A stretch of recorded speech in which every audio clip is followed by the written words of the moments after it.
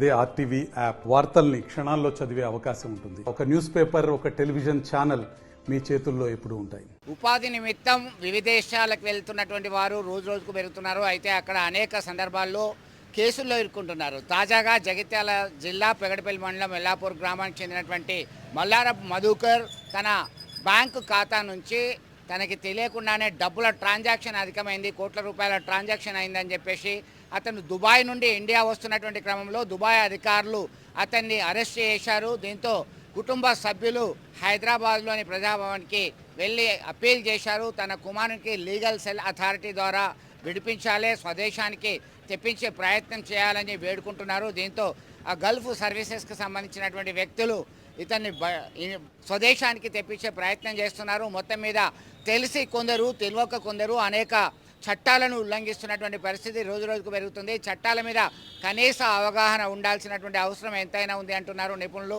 ఎందుకంటే చాలామంది నిరక్షరాస్యులు వెళ్తున్నారు, అనేక ఆపదల్లో చిక్కుకుంటున్నారు.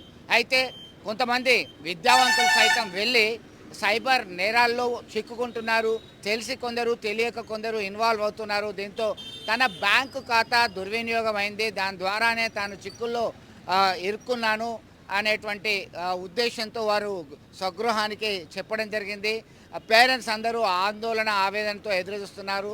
అయితే ప్రభుత్వం నుంచి మాత్రం ఒక హామీ వచ్చింది, త్వరలోనే లీగల్ సెల్ అథారిటీ ద్వారా స్వదేశానికి తెప్పించే ప్రయత్నం చేస్తారని భరోసా ఇస్తున్నారు.